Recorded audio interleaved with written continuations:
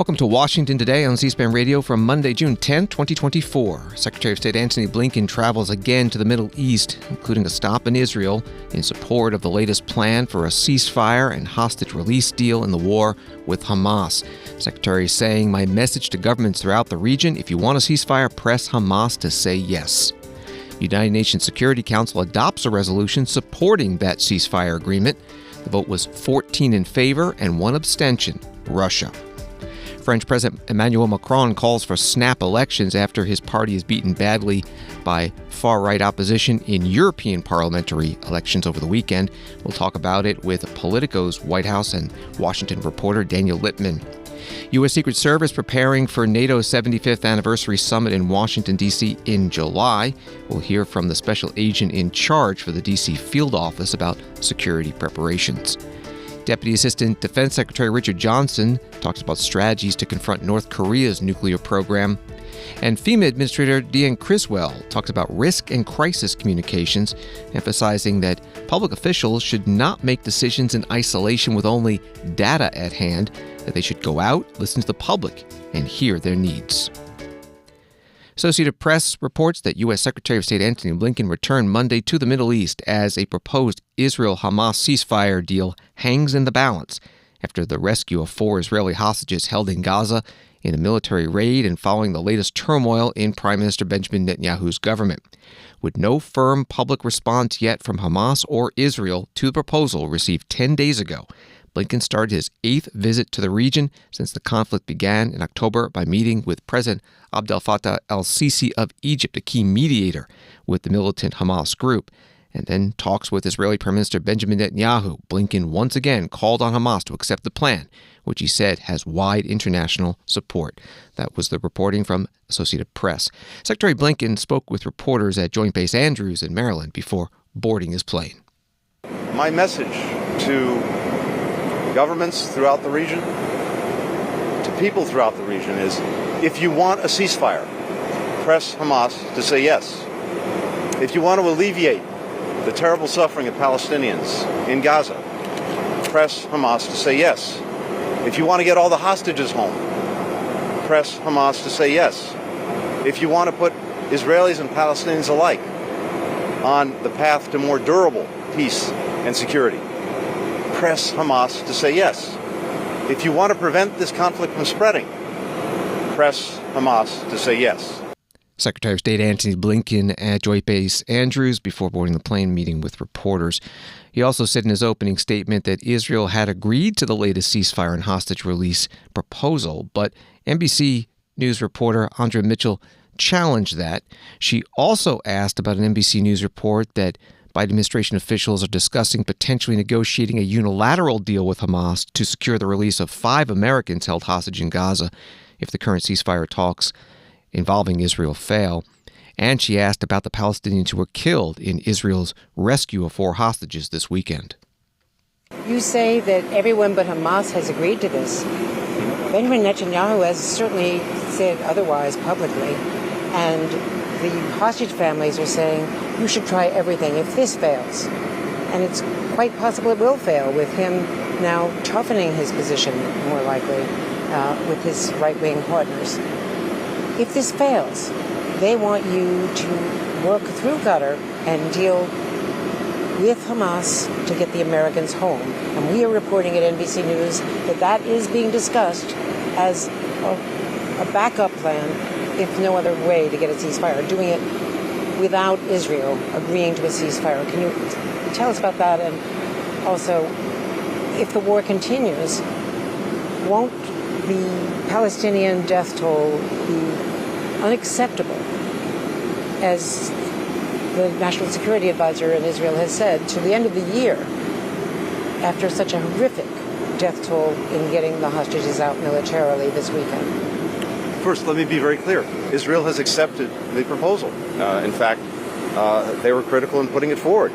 So the only party, that is what the official position of the Israeli government and the Prime Minister. So the only party that has not accepted, the only party that's not said yes, is Hamas. That's who everyone's waiting on. That's who the Palestinians in Gaza are waiting on. It's who the Israelis are waiting on. It's who the hostages and the hostage families are waiting on. It's who the entire region and the entire world is waiting on. And so we'll see. Does Hamas want to end this conflict, end this war that it started, or not? We'll find out. But it's clear that virtually the entire world has come together in support of the proposal. And the only open question is, will Hamas say yes? So that's one.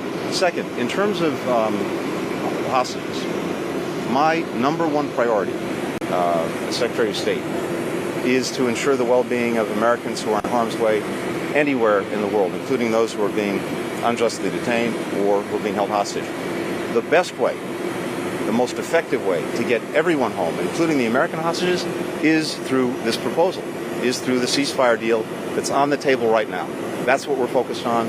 That's what we're determined to see achieved. And finally, Andrea, in terms of civilian suffering, civilian casualties, civilian injuries, the humanitarian assistance, again, the most immediate answer to that question, the best way to ensure that there's not another civilian casualty, is for the ceasefire deal to go forward, for Hamas to accept it. It's as basic and as simple as that. That's what's on the table now. That's what we need to see an answer to. That's what would end the conflict in Gaza. That's what would prevent more civilian casualties. If that's your top priority, wouldn't indirect talks for the Americans at least bring those Americans home, or possibly? Again, my top priority, always, to bring Americans home. And because of that, the most effective way to do that, to achieve that, to actually get them home, is through the proposal that's on the table. So, let's see if we get an answer from Hamas. Secretary of State Antony Blinken with Andrea Mitchell from NBC News and other reporters at Joint Base Andrews before flying to the Middle East. First stop was Egypt, then to Israel. He'll also be visiting Jordan and Qatar. Story from Reuters. Israeli Minister Benny Gantz announced his resignation from Prime Minister Benjamin Netanyahu's emergency government on Sunday, withdrawing the only centrist power in the embattled leader's far-right coalition. Amid a months-long war in Gaza, the departure of Gantz's centrist party will not pose an immediate threat to the government, but it could have a serious impact nonetheless, leaving Netanyahu reliant on hardliners with no end in sight to the Gaza war and a possible escalation in fighting with Lebanese Hezbollah. That was from Reuters. Benny Gantz said in his resignation announcement that it was Prime Minister Netanyahu's post-war plans in Gaza that led to his decision. He said, quote, "Unfortunately, Mr. Netanyahu is preventing us from approaching true victory, which is the justification for the painful ongoing crisis." The Israeli government's official X account posted today, "We need to talk about the elephant in the room. Hamas is intentionally involving the civilian population of Gaza in its war crimes. The world must condemn this in the strongest terms." This video was attached. On October 7th, many Gazan civilians participated in killing, raping, and looting. Gazan families harbored kidnapped Israelis and were reportedly paid by Hamas to hold hostages under inhumane conditions and use them as human shields in densely populated areas. נכנסים מדי פעם לחדר, להסתכל עליי כאילו אני זה חיה. אין שם אזרחים תמימים. זה משפחות תחת החמאס. On June 8th, a daring Israeli rescue mission freed 4 hostages from a crowded refugee camp, exposing Hamas's ruthlessness. These tactics violate international law and must be condemned. Demand the unconditional release of all Israeli hostages. Bring them home. A video posted by the Israeli government on the social media platform X. The translation of the Hebrew in the middle from a hostage, as written on the screen in the video, is, "They'd enter the room, children of the family, from time to time to look at me as if I'm an animal. There are no innocent civilians there. Families there live under the Hamas." At the United Nations, the spokesperson for the Secretary General, Stefan Dujarric, was asked at his news conference about the Israeli military operation that freed 4 hostages and, according to Hamas, killed nearly 300 Palestinians. The Israeli army freed 4 hostages while more than 200 Palestinians were killed. From the Secretary General, does he think this operation is righteous or not? Look, it's not for the Secretary General to answer the question in such a way. But thank you. Sorry, my pause sometimes are a little long. I have to get used to that. Yeah, I know. We of course welcome the news that the 4 hostages are free and reunited with their loved ones. As we've been saying, the Secretary General had been in touch with families of the hostages, and he was in touch with them after the release. And he, of course, continues to call for the immediate and unconditional release for all remaining hostages. I think you've also seen the messages from our humanitarian colleagues on the toll paid by Palestinian civilians.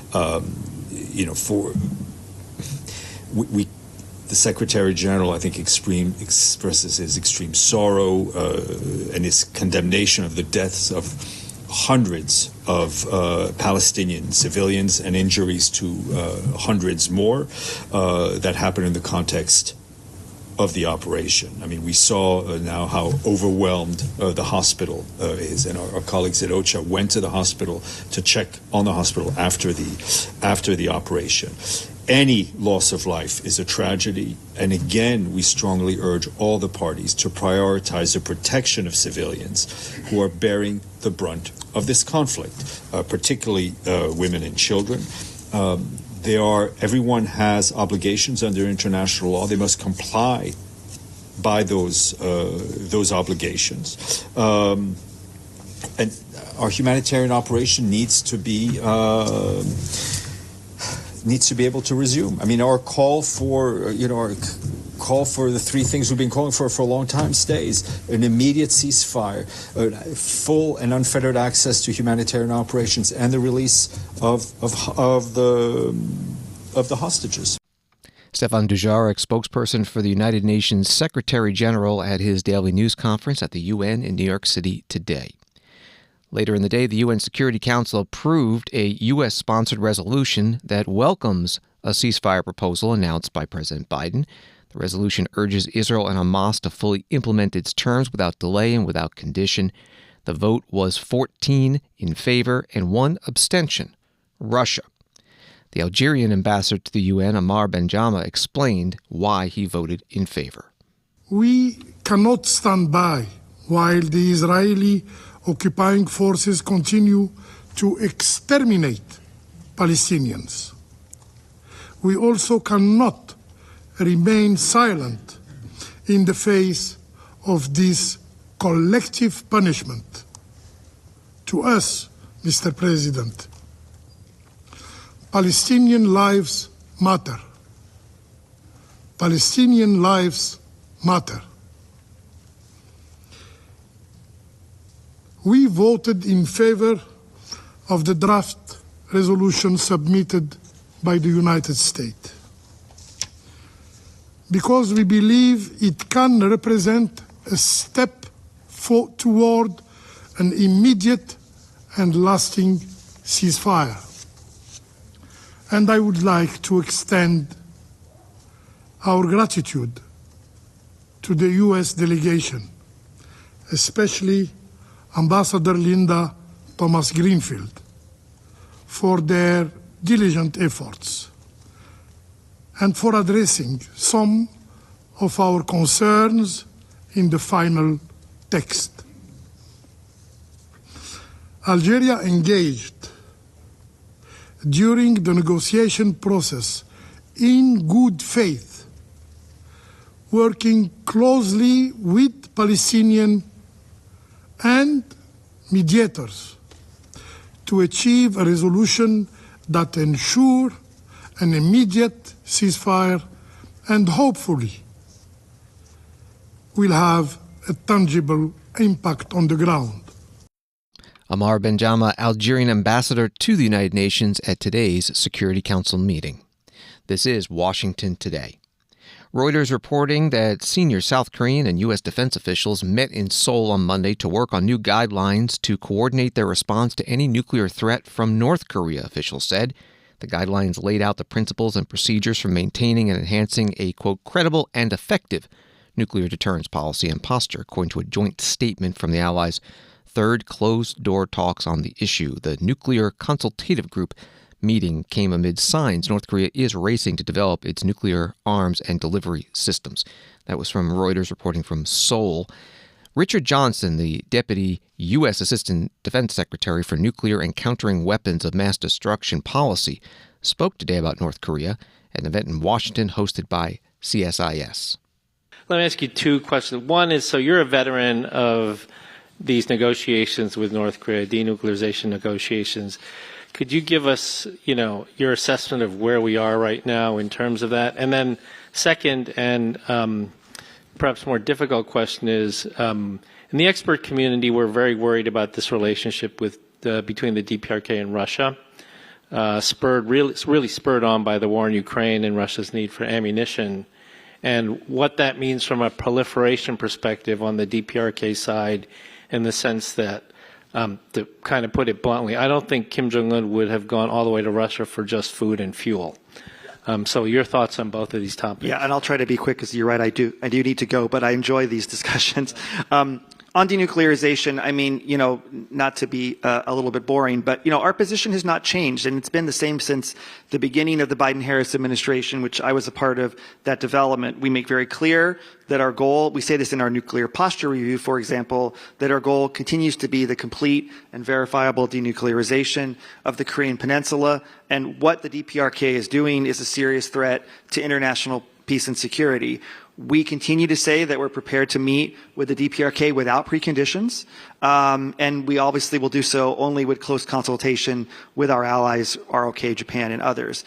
From a DoD perspective, the best thing that we can do is to do all the things that we just talked about, which is to continue to undergird extended deterrence and demonstrate that we have that flexibility to field forces, including nuclear forces of any type, and to demonstrate that any diplomacy would still be undergirded by that deterrent. And then the other thing that we are very focused on is enforcing UN Security Council resolutions, including the work of the Proliferation Security Initiative. And I might use that as a segue to your second question, which is that we're extremely concerned with this collaboration and cooperation we see with Russia and the DPRK. I had some data here that says something like the DPRK has now provided Russia with more than 1,000 containers of military equipment and munitions, which is, of course, a terrible outcome. It's a violation of the UN Security Council resolutions on North Korea, a violation on Russia's part, by the way, in addition to the DPRK. But we're also concerned that those funds could be used and funneled into the DPRK's nuclear and ballistic missile programs. On the flip side, to your comment, we're also concerned that Russia may be helping the DPRK in a range of areas, including surface-to-air missiles, production equipment for ballistic missiles or material, or other advanced technologies. And so we have to keep a very close eye on this, and connecting the dots to the UN Security Council, it was extremely unhelpful that the Russian Federation vetoed the resolution to maintain the independent panel of experts on sanctions implementation. And oh, by the way, China didn't help either by abstaining from that, and China could also do a lot more to enforce those sanctions. So could say a lot more on that, but just to say it is something we keep a very close eye on, and it is concerning that we're now talking about North Korean missiles being used by Russia against Ukraine. Richard Johnson, Deputy Assistant Defense Secretary for Nuclear and Countering Weapons of Mass Destruction Policy, today at a program hosted by CSIS, the Center for Strategic and International Studies in Washington, D.C. A headline at the Wall Street Journal, North Korea sent excrement balloons. South Korea's response, blasting BTS hits. And it begins, the article, after enduring days of balloon bombardment from the Kim Jong-un regime, South Korea countered with an airwaves assault of its own, blaring the chart-topping hit of boy band BTS. For 2 hours on Sunday, a South Korean loudspeaker near the two countries' border played a local radio program called Voice of Freedom, run by the Seoul Military Psychological Warfare Unit. North Korean soldiers and border residents would have been within earshot. That was from the Wall Street Journal. Washington Today continues in a moment. The weekly podcast is a unique offering from C-SPAN. We tape it right here in the C-SPAN studios in beautiful downtown Capitol Hill. In the town where extremes get all the attention, this isn't more extreme opinion, it's extreme history. From what's new and happening right now, relive the history you know. So listen, follow, and enjoy the C-SPAN podcast, The Weekly. Find it wherever you get podcasts.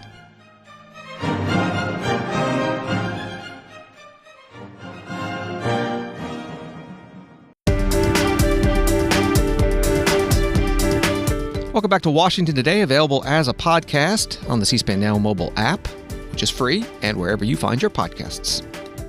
French President Emanuel Macron, writes Associated Press, said Sunday he was dissolving the National Assembly and calling a snap legislative election after his party suffered a heavy defeat in elections for the European Parliament.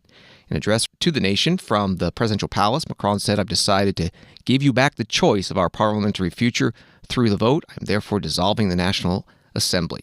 The vote will take place in 2 rounds on June 30th and July 7th, he said.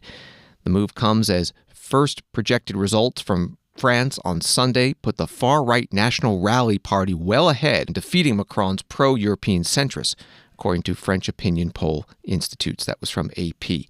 Here's part of President Macron's televised address. Demagogues and nationalists on the rise is bad for our nation, it's bad for Europe, and it is bad for the place of France in Europe and in the world. And I say this at the very time that we just celebrated with the entire world D-Day in Normandy, and in a very short time we will be hosting the rest of the world for the Olympic and Paralympic Games. Yes, the far right is bad for the French people and for the French nation. At the end of the day, I was not able to just pretend nothing has happened. There is a feverish tone in the political debate in our country recently. Chaos that is a concern to you, it's shocking to you, and I will not give it any ground. Right now, the challenges that we face, external threats, climate change and its consequences, and threats against our own unity, these threats require being clear in our debates.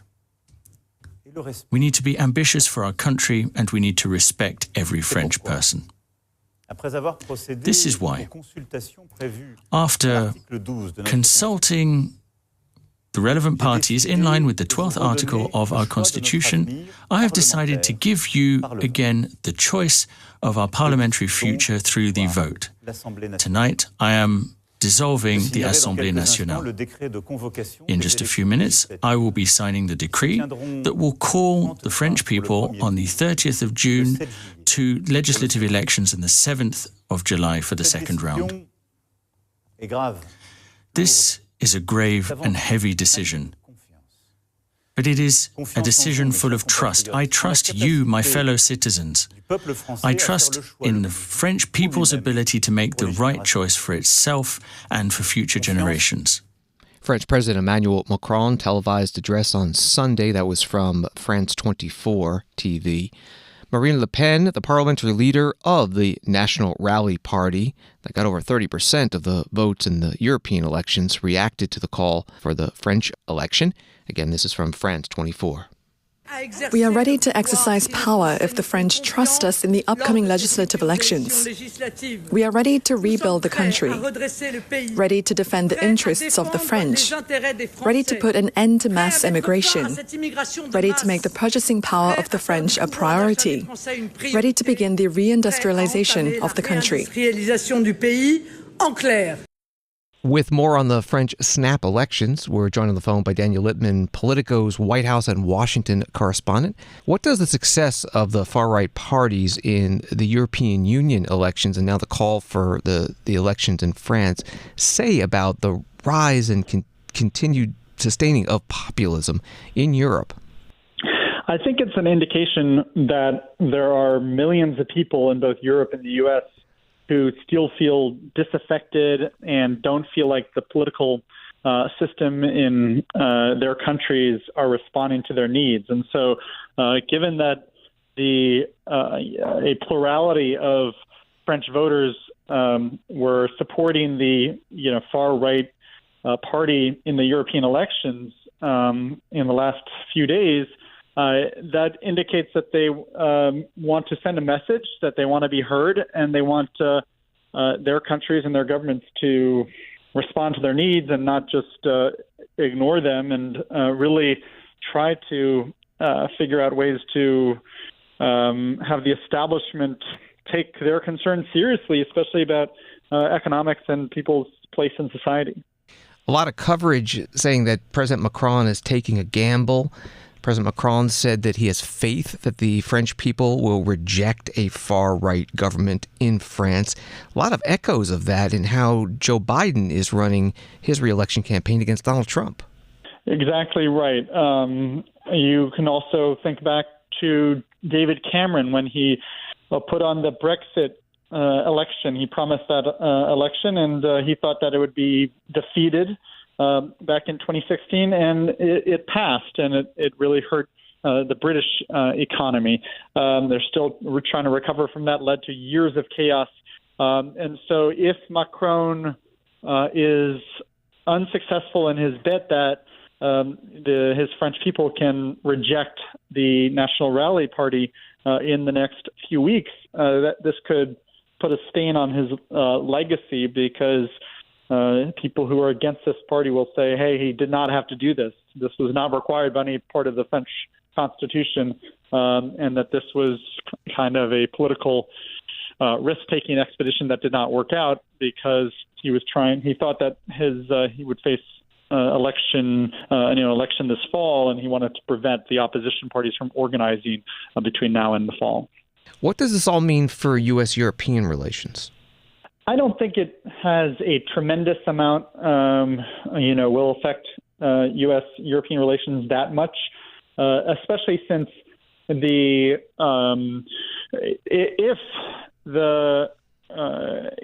Macron loses the election and then he has to deal with a prime minister from a different party, that would create domestic gridlock and make France basically ungovernable. But he theoretically would still be in charge of foreign policy, national security. And so, given that the U.S. doesn't really interfere and doesn't really care that much about French pension laws and domestic priorities, that kind of insulates this decision from an American perspective. And so that's why we haven't seen Biden try to interfere in a domestic political affair. We're talking with Daniel Lippman from Politico.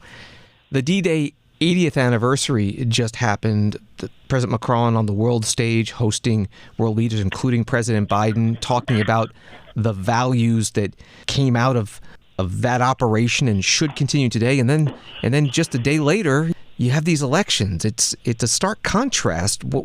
Was there a message missed somehow? I don't think so. I think that's kind of just coincidental timing. You had all this stuff pile up over the course of a few days.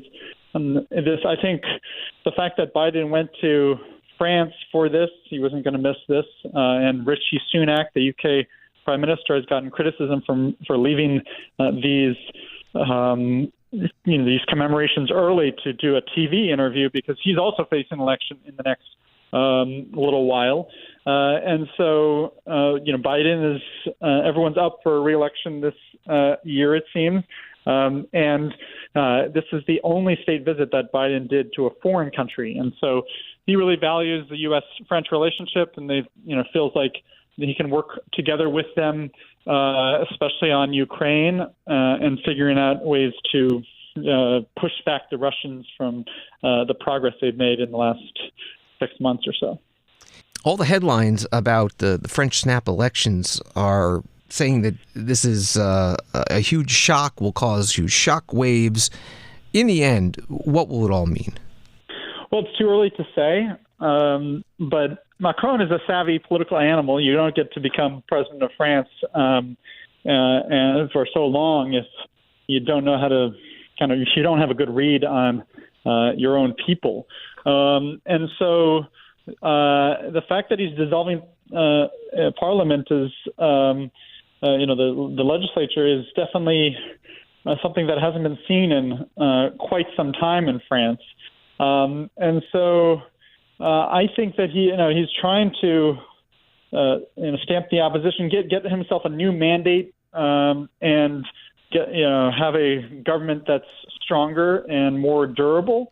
But if he loses, then he definitely his leadership will be questioned, and his political future is on the line in many ways, even if it's, he could, even if he wins, if it's by a close margin, then people will say, why did you carry the country through something that was a just miss, basically. Daniel Lippman, Politico's White House and Washington correspondent. Find his stories at Politico.com. Thank you very much. Thank you.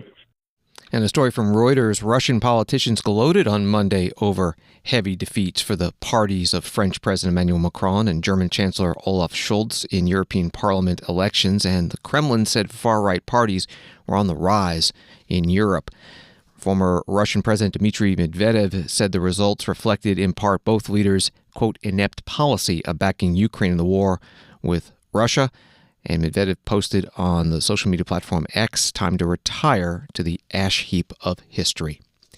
The United States will be hosting a NATO leaders summit in Washington, D.C., July 9th through 11th. They're celebrating NATO's 75th anniversary. The U.S. Secret Service held a news conference today to talk about security preparations. First up, Matthew Stoller, special agent in charge of the Secret Service's Washington field office. As we prepare for the upcoming NATO summit, which takes place July 9th through the 11th, it's vital we inform the community about potential impacts within the area to allow people time to make adjustments to their schedules and plans as needed. The NATO summit is a National Special Security Event, or NSSC. And this designation means that the Secret Service assumes primary responsibility for the development and implementation of the operational security plan. An NSSC leverages the full weight and resources as well as the talent and expertise of federal, state, and local partners. This collaboration is critical because no single agency can provide all of the resources needed to secure an event of this magnitude. The Secret Service's number one priority, along with our law enforcement partners, is to create a safe and secure environment for our protectees, visiting world leaders, and the citizens of the District of Columbia. Successfully executing this summit's security plan must factor in the needs of the community and its citizens. While we strive to minimize any inconvenience, people should expect to experience increased traffic on both roads and walkways due to street closures and other restrictions, particularly in areas where the events will occur. Vehicular, public transportation, and pedestrian impacts should be expected in the downtown area around the Washington Convention Center, the Carnegie Library, Mount Vernon Square, and the Mellon Auditorium. Residences and businesses inside the affected areas will generally be accessible, but vehicles and pedestrians may be required to undergo a security screening prior to entering. When security plans are finalized, we will share specific road closures and access information with the community. Maps will be made available online for the public in the coming weeks. We will do our best to keep the public informed of any disruptions or impacts throughout the event. As we fine-tune the security plan, Secret Service Washington Field Office personnel are engaging with area businesses and residents to inform them of potential impacts and hear their concerns. As part of these outreach efforts, we have a meeting with community members scheduled for tomorrow evening. Washington, D.C. is uniquely accustomed to hosting world events, and significant planning, training, and coordination has gone into ensuring that each individual agency is prepared to respond to any situation. This event is truly a collaborative effort, and I'm grateful for the partnerships we have with the agencies represented here today and many others who help support the mission. Matthew Stoller, special agent in charge, U.S. Secret Service, Washington Field Office, at a news conference today, along with representatives of the FBI, Homeland Security Department, and D.C. Metropolitan Police Department. During the Q&A, Matthew Stoller was asked about any known threats. We do not have any specific or credible threats to the NATO summit, but we'll continue to work alongside our partners to make sure that any information or intelligence we receive that's relevant is shared amongst all agencies. Matthew Stoller from the Secret Service. Washington Examiner article says that the Metropolitan Police Department Chief Pamela Smith said businesses and residential areas within the areas closed off will be accessible. However, vehicles and people will have to enter specific areas and be subject to security screenings. And Smith also forewarned that there could be an uptick in First Amendment demonstrations that take place during events like the NATO summit, possibly a reference to the various protests in support of Gaza that have taken place since Hamas terrorist group attacked Israel on October 7th. That from Washington Examiner. Federal Emergency Management Agency, FEMA, held a program today titled Risk Communications, Crisis Communications, and Community Engagement Summit, and described by FEMA as a one-day convening of cross-sector leaders working to address complex all-hazards challenges to learn, share, and connect. The FEMA Administrator Deanne Criswell told the participants that it's important to get into the community and hear the stories of Americans in need firsthand to make good public policy decisions. I want to start with a story from one of my recent visits that I made to a small town just outside of Des Moines, Iowa.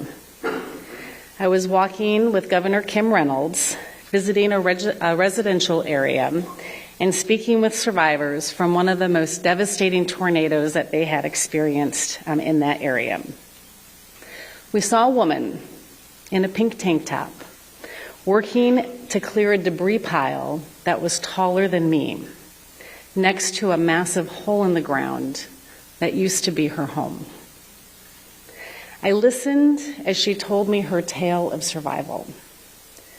I listened as she told me she had been watching the news and heard that a storm was coming. I listened as she told me that her mother had just called minutes before the tornado went through to make sure that she went into the basement to stay safe, and how heeding her mother's warning had probably saved her life.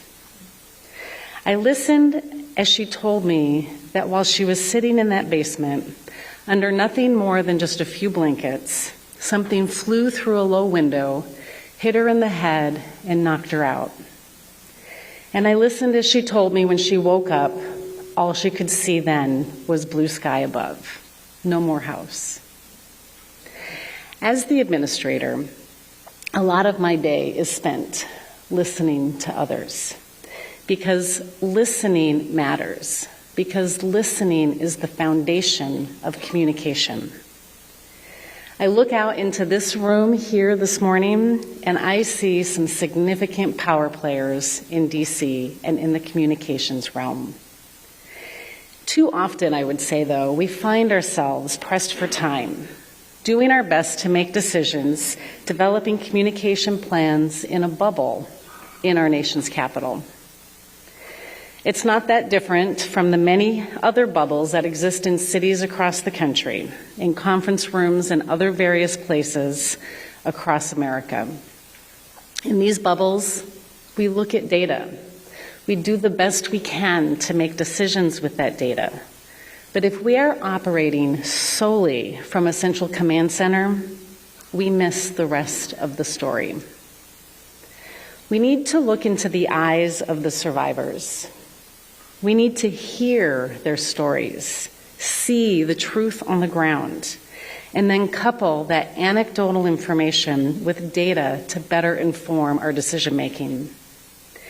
We can only fully grasp the impacts of disasters by meeting with people who lived through them.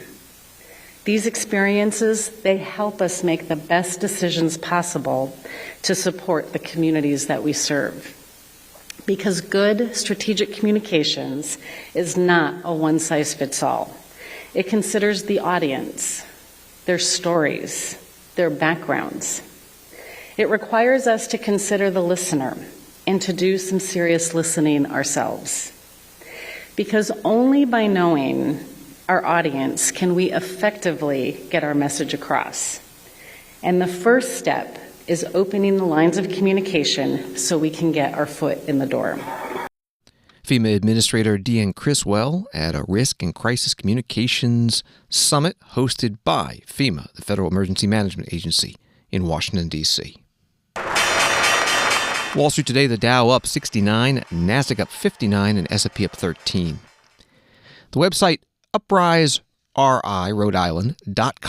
writes that every June, Rhode Islanders gather in Warwick for the week-long Gaspee Days celebration, featuring parades, a 5K race, the blessing of a fleet, and the ritual burning of a model British ship. The festivities commemorate the anniversary of colonial Rhode Islanders exploding the full-size British vessel HMS Gaspee in June 1772. The 18th century colonists had been rebelling against London's customs enforcement policies and took direct action to destroy the ship and shoot its captain. Though little discussed outside New England, the Gaspee Affair was the first bloodshed between American colonists and the British and led directly to events culminating in the 1776 war.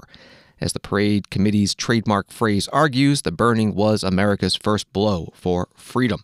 That was from upriseri.com.